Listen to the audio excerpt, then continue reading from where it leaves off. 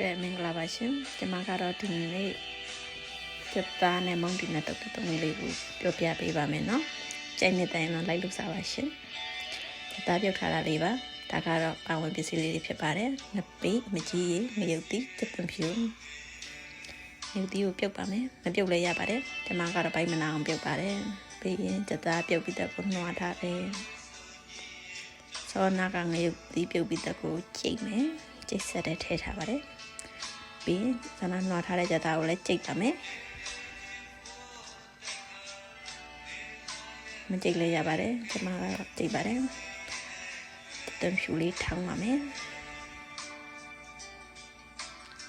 တံဖြူလေးညအောင်ထောင်းပါမယ်ရှင်ပြီးရင်တံဖြူတဲ့ကိုငရုတ်ကောင်းအောင်မနော်ဒါကတော့ကိုရီးယားမှာရတဲ့ငရုတ်ကောင်းအောင်ပေါ့နော်ငရုတ်ကောင်းအောင်ထည့်ပါမယ်ကျိုင်းတဲ့လောက်ထည့်ပါကျွန်မကတော့နည်းနည်းများလေးထည့်ပါတယ်နေလို့နောက်တဲ့နည်းနည်းထည့်ပါမယ်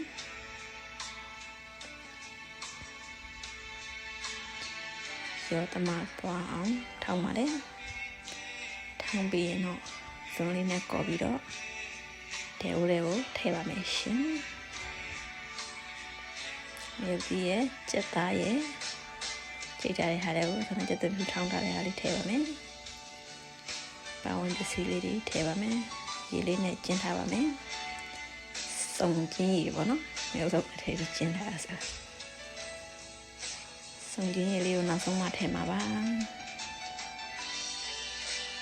ဟင်းချုံမုံထည့်ပါမယ်အလင်းပြန်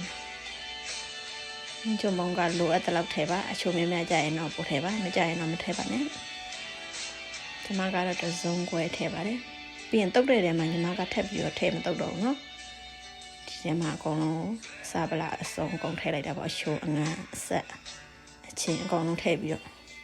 ချက်ပါမယ်တုတ်လို့ရင်တော့ဒီအနည်းလေးပဲထည့်တော့စနုံးမကိုရီးယားမှာရတဲ့စနုံးမမှာအာရှမတ်တွေတော်များများရပါတယ်စနုံးမကတော့မထည့်လဲရပါတယ်ညီမတော့ကြိုက်တယ်အရင်အရောင်လေးလောင်လို့ထည့်ရပါတော့ပြီးမကြီးရေထည့်မယ်မကြီးရေထည့်မယ်ပြီးရင်ငပိထည့်ပါမယ်ငပိကနည်းနည်းရှောက်နေလို့တဝဲငပိဆက်ဆက်ပါပိငပိဆက်ဆက်ပါရောင်းမလေးပုတ်ပြထားတာပါပြီးရင်စုံစည်းလေးထည့်မယ်အားလုံးကိုရောသမသွားမှုေပါမယ်နာမှုေပါမယ်မှုေမယ်နေမယ်ကောင်းနှံသွားအောင်နေမယ်နေကောင်းရောသမသွားအောင်နေပါမယ်ခင်ဗျာကောင်းလုံးကိုနေပြီးပြီဆိုရင်တော့နောက်ထပ်ရေထည့်ပါမယ်နော်ရေကတော့နည်းနည်းများလေးထည့်ပါနော်ဟိုတော့စက်သွန်ဖြူကြိတ်ထားစက်သွန်ထောင်းထားတဲ့ဟာလေးတွေနတ်သွားအောင်နည်းနည်းများလေးထည့်လိုက်ပါဒီအကုန်လုံးထည့်ပြီးပြီဆိုရင်တော့မိလေးဖွင့်ပြီးစပြီးချက်ပါမယ်နော်မုံနေကိုလေးတည်ထားတဲ့အခါမှာဒီဘက်မီးဖို့တစ်ခုကနေပြီးတော့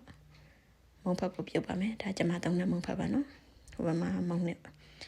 တပြောလိမ့်မယ်စက်သားနှစ်ချက်ရပါတော့မယ်ခဏလောက်ဆိုရင်ရမယ်နော်စနုံးလေးထဲတော့အယောင်လေးလာတာပေါ့နော်မထည့်လိုက်ရတယ်ချင်းငန်းဆက်ရခိုင်မုံတီတုပ်ပေါ့နော်ဒါပေမဲ့ရခိုင်မုံတီကငါးနဲ့ချက်တာညီမစက်သားနဲ့ငါးမရှိလို့အိမ်အဲ့ဒါမုံဖက်ပြုတ်နေတာဖြစ်ပါတယ်မုံဖက်ကလေဒီမုံဖက်ကတုပ်စားအနေတော့ပေါ့နော်သူရဲ့အလုံးလေးကတုပ်စားလို့ကောင်းတဲ့အရွယ်ပေါ့ဒါပေမဲ့ဟိုမုံဟင်းကားနဲ့အရည်နဲ့စားမယ်ဆိုလို့ရင်တော့ဒီတက်သေးတဲ့တစိတ်ကိုတော့ဒီတက်သေးတဲ့ဟာလေးရှိတယ်လေအစောနာတစိတ်ကိုမှပန်းရောင်လေးရဒီတက်အလုံးနဲ့သေးတယ်ကောင်းပါတယ်မြန်မာနိုင်ငံမုံဖက်အတိုင်းပဲ recommend ပေးပါတယ်ကိုရီးယားမှာနေတဲ့အမျိုးတွေဝယ်စားကြည့်ပါနော်ဒါကတော့နန်းမင်းရေးစီထားတာပါကျက်သွန်နီကမထည့်လဲရတယ်ညီမကအတုတ်တုံကျက်သွန်နီကြိုက်တဲ့အတွက်ထည့်တာပေါ့နော်မထည့်လဲရပါတယ်ကျက်သွန်နီလေးကိုပပလေးပါမယ်မဘကပြုံနေပါတယ်ဟင်းဝါတော့ရတော့ပါပြီနေဝါတော့ဟင်းနေဝါတော့ရတော့ပါပြီမဘကပြုတ်တော့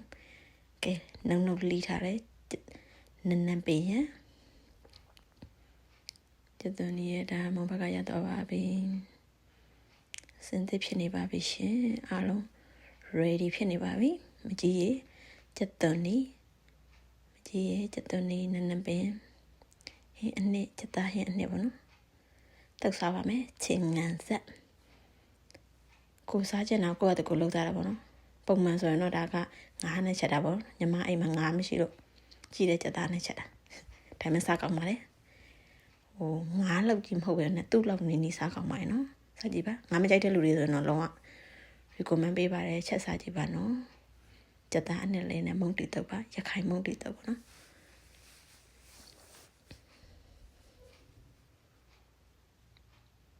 ချက်သွန်လေးထည့်ပါမယ်ပြီးနန်းပင်ထည့်ပါမယ်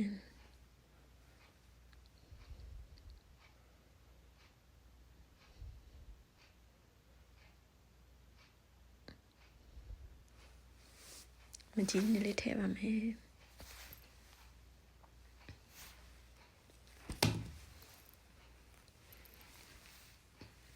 ပြီးဟင်းနဲ့ထည့်ပါမယ်နည်းနည်းကတော့လိုတက်လောက်ထည့်ပေါ့နော်ညီမကတော့နည်းနည်းလေးများလေးထည့်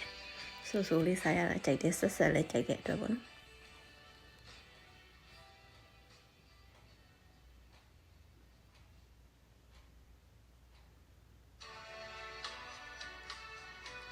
ကဲအားလုံးနဲ့ဆောင်နေပါမယ်နေပါမယ်နာနာနေပါမယ်အတော့ဆိုရင်နာနာနေမှစကောင်းတော့ပါရှင်နေပြီးပါပြီရှင်ကဲစားဖို့ ready စားပါမယ်ရှင်